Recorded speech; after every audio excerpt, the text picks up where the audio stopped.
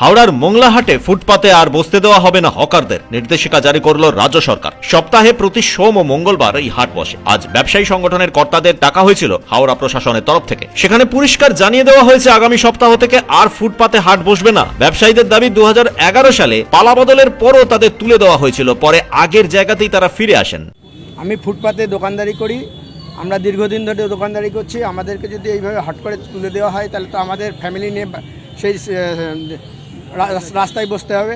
সেই দিকটা অন্তপক্ষে আমাদের মুখ্যমন্ত্রীর দেখা উচিত, আমাদের প্রতি একটা সহানুভূতির কাজ করা উচিত।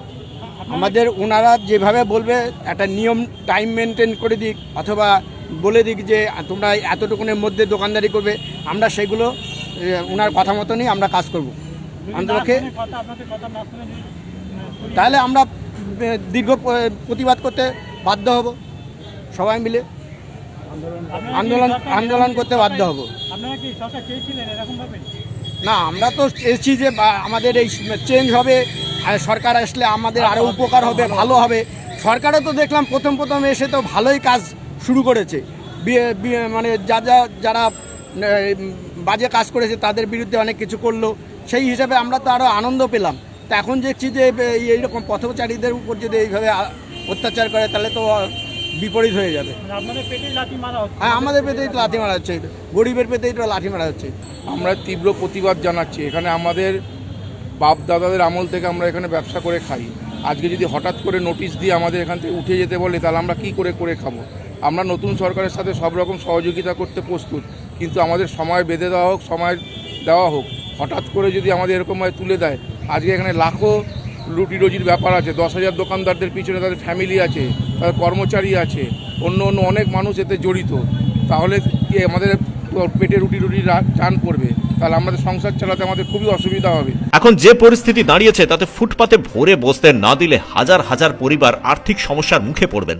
আমাদের একটাই দাবি বা একটাই প্রার্থনা, তার কাছে আমাদের এই একটা প্রার্থনা, মানে আমরা সপ্তাহে রবিবার রাতে আসি, ভোরবেলায় 8টা-9টার দিকে দোকান গুটিয়ে বাড়ি চলে যায়। শুধু আমাদের ফ্যামিলি নয়, এর সঙ্গে আমাদের কারিগরেরা আছে। একটা দোকানদারে যদি 10-12টা করে কারিগরের ফ্যামিলি থাকে, তারও তো কতগুলো হয়। একটা কারিগরের ফ্যামিলিতে যদি 4 জন থাকে, 10টা কারিগরের পিছনে 40 জন। এইবার তাহলে পরে একটা দোকানের পরে 10টা কারিগর, তাদের ফ্যামিলি আছে, তাহলে পরে সবাই তো না খেয়ে মরবে। তাহলে পরে এখন আমরা দীর্ঘদিন ধরে 30 থেকে 35 বছর ধরে বসে আসি, এখন তো আমরা তো অন্য কাজ শিখিনি যে অন্য কাজ করব।